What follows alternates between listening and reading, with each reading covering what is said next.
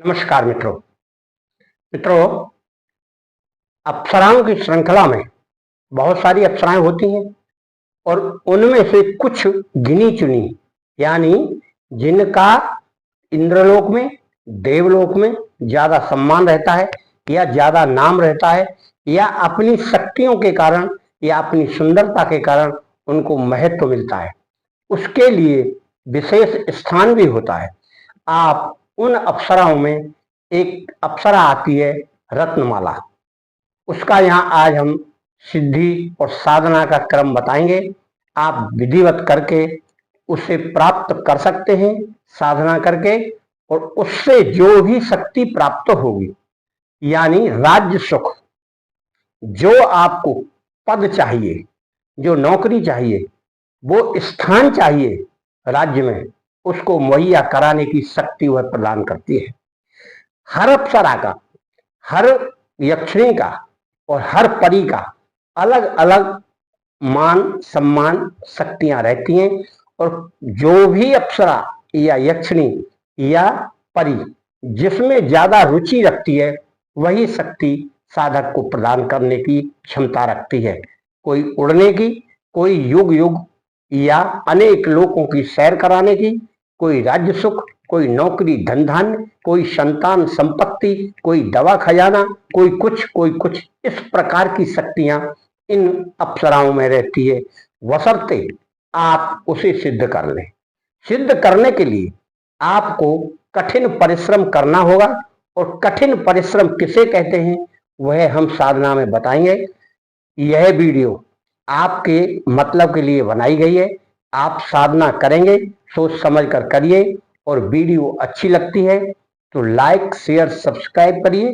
और अगर आप यह चाहते हैं कि हमें वीडियो रोजाना मिले, तो आप प्रथम बार देख रहे हैं, यानी पहली बार हमारा चैनल देख रहे हैं, तो घंटी बजाकर सब्सक्राइब करें।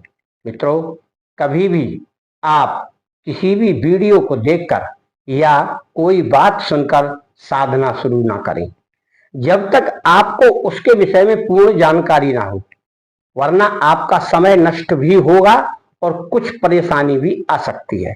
इसीलिए हम हमेशा यह बताते हैं कि पूरी वीडियो देखने के बाद ही हमसे संपर्क करें या हमसे कुछ पूछें।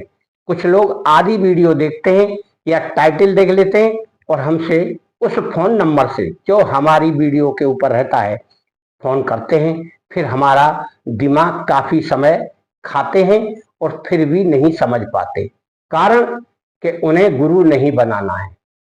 और बहुत सारे लोग, कल भी एक हमारे पास फोन आया था राजस्थान से, वो कह रहे थे महाराज जी सालों हो गई पर मुझे सिद्धि प्राप्त नहीं हो रही। तो हमने कहा आपका गुरु कौन है? उम्र थी शायद 37 साल। हम का गुरु कौन है? कह रहे गुरु कोई नहीं। तो हमने कहा सिद्धि कैसे प्राप्त होगी? आपके मन के ऊपर, आपकी इच्छाओं के ऊपर और आपके ऊपर अंकुश किसका है? आप तो निरंकुश हैं। आप कुछ भी करें, कुछ भी खाएं, कुछ भी रहें, कैसे भी साधना करें, नहीं करें, आज कर रहे हैं कल नहीं कर रहे, आज शाम को कर रहे हैं कल सवेरे कर रहे हैं, तो आपके ऊपर अंकुश किसका होगा? गुरु का।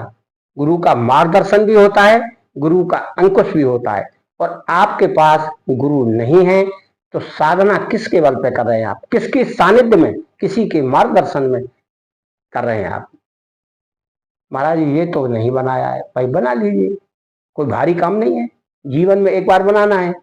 अगर वह गुरु चला जाता है ऊपर स्वर्ग में, तो आप दूसरा बना लीजिए, तीसरा बना लीजिए। गुरु कितने भी बनाए जा सकते हैं, कोई प्रतिबंध नहीं है। सभी का आपको सम्मान करना है, उनकी बात सुनना है, उनके अनुसार कार्य करना है, तो आपका मार्ग प्रशस्त होगा और आपको आगे का रास्ता मिलेगा। गुरु ही आपको उस मंजिल तक पहुंचा सकता है, यह निश्चित मान लीजिए। आप साधना करना है तो अब आप रत्नमाला की साधना सुनिए। सारी सिद्धियां किसी न किसी विशेष स्थान पर की जाती है। इसमें भी रत्नमाला अप्सरा की सिद्धि आपको मंदिर में करना है। मंदिर में करना है, या तो आप ऐसा मंदिर देखिए जो जमीन पर समतल हो, या ऐसा देखिए जहां सुनसान जंगल में हो, क्योंकि जहाँ भीड़ भाड़ ज्यादा रहती है वहां लोग रात को भी चैन नहीं लेने देते और आवाज आती है। तो मंदिर का निर्माण ऐसी जगह हुआ हो जहाँ रात में लोग नहीं रहते हो, थोड़ा दूर हो बस्ती से, तो वहां से अधिकांश लोग चले जाते हैं। बस्ती के आसपास होगा, बस्ती में होगा, तो वहां आप साधना करेंगे तो लोग नहीं करने देंगे, बहुत कोलाहल मचेगा, आपका ध्यान भटकेगा, आप साधना नहीं कर पाएंगे। साधना 31 दिन की करें आप, कम से कम 31 माला करें। मंत्र बहुत छोटा है और साधना का क्रम वही रहेगा। आपका मुंह उत्तर को होगा, उत्तर की तरफ मुंह करने का मतलब है कि उस देवी का, जिस देवी की हम साधना कर रहे हैं, उसका मुंह दक्षिण को होगा। इस प्रकार आप किसी चौकी के ऊपर उस पर एक कपड़ा बिछा लें, थोड़े चावल रखें, चावल के पास उसकी फोटो रखें, यंत्र हो तो यंत्र रखें चावल के आगे, और फिर चारों साइड पुष्प लगाकर नीचे दीपक जलाएं, अगरबत्ती जलाएं, जल का लोटा लगाएं। इस प्रकार से तैयारी करें मनमोहक। उसके सामने आपका आसन हो, पीला बिछाइए, लाल बिछाइए, ऊनी बिछाइए, अपने ओढ़ने के वस्त्र या तो धोती हो या कुर्ता हो, मलमल यानी रेशमी पहनिए, पीला पहनिए, लाल पहनिए, जिस तरह हम पहने वैसा भी पहन सकते हैं, यानी देखने में सुंदर लगना चाहिए। आपको पूरा मनोयोग लगाकर उस देवी, उस यक्षिणी, उस अप्सरा पर ध्यान रखना चाहिए। और आप जब बैठेंगे तो सबसे पहले आप अपने गुरु मंत्र का जाप करके आएंगे अपने पूजा स्थल पर, यहाँ नहीं करना है। और फिर यहाँ आकर आप उनकी पूजा करेंगे, दूध से बनी हुई एक मिठाई भी चढ़ाएंगे, और उसके बाद पूजा करने के बाद आप संकल्प लेंगे, हाथ पर जल लेंगे। आप जिस रूप में माता, बहन, पत्नी, सखा, मित्र जिस रूप में मान रहे हैं उस रूप में बोलकर कि मैं आपको सखा रूप में मानकर यह मंत्र आज से 31 दिन करूंगा, 31 माला करूंगा। आप मेरे प्रार्थना से, मेरी साधना से प्रसन्न होकर आप मुझे दर्शन दें और मुझे मनोवांछित फल प्रदान करें। मैं आपके लिए हमेशा यह संकल्प लेकर प्रार्थना करता हूं कि आप मुझसे प्रसन्न हो, जल डाल दीजिए जमीन पर। इस तरह की साधना से पहले संकल्प की हुई प्रार्थना आपको स्वीकार होगी, और फिर आप साधना करें वहीं बैठकर रोजाना नियम से, या तो आंख बंद करके करें, उसका ध्यान रहे, या फिर आंख खोलते हैं तो उसी का फोटो दिखना चाहिए, दीपक दिखना चाहिए। इस प्रकार से आप 31 दिन कर लें, 31 माला रोज। मध्य रात्रि में करना है, मध्य रात्रि 10:30 11 बजे से 1 2 3 बजे तक होती है। आप ज्यादा मंत्रों का जाप करेंगे उतना ही जल्दी प्रसन्न होगी, और आपको उसी स्थान पर सोना है जहां आपने साधना की रात्रि में, और उस स्थान के पास फिर दूसरा व्यक्ति नहीं आना चाहिए। या तो उतने स्थान पर घेरा लगा दें अगर ओपन है तो, या फिर आप ऐसे जगह बैठे कि कोई कमरा हो उस मंदिर में जो आपके लिए नियुक्त किया गया हो, या मंदिर के आसपास कोई कुटिया आप डालें, वहां भी हो सकता है।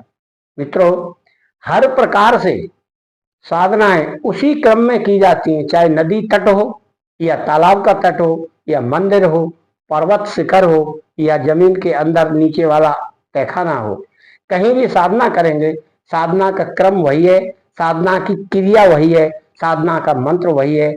मंत्र, साधना, क्रिया आप करेंगे तो जिसकी भी आप करेंगे उससे आपको सिद्धि अवश्य प्राप्त होगी। देरी हो सकती है, अंधेरी नहीं होगी। आप आस्था विश्वास रखकर जिसकी भी साधना करें उसके प्रति विश्वास रखेंगे तो वह अवश्य सिद्ध होकर आपको एक दिन वह प्रसन्न मन से संकेत दे या दर्शन दे और आपका वह कार्य करेगी। इसका मंत्र है ये। इसका मंत्र इस प्रकार पढ़ना है: ओम श्री ह्रीं रत्नमाले आगच्छ आगच्छ स्वाहा। और इस मंत्र को पढ़ने के बाद आप लास्ट में उससे प्रार्थना भी करेंगे। इसी मंत्र को विधिवत आप जाप करेंगे। गुरु का ध्यान अवश्य रखें। गुरु नहीं बनाया है तो बना ले, हमसे गुरु दीक्षा लेना है तो पहले हमसे संपर्क फोन पर करें, नाम पता उम्र लिखें, फिर हमको बताएं कि हमें गुरु दीक्षा लेना है। तो हम पहले सामग्री बताएंगे, फिर आपको गुरु दीक्षा का दिन निश्चित करेंगे, उसके बाद कोई साधना होगी वह बताएंगे। मित्रों, आपका और आपके घर परिवार का कल्याण हो, मंगल हो। धन्यवाद।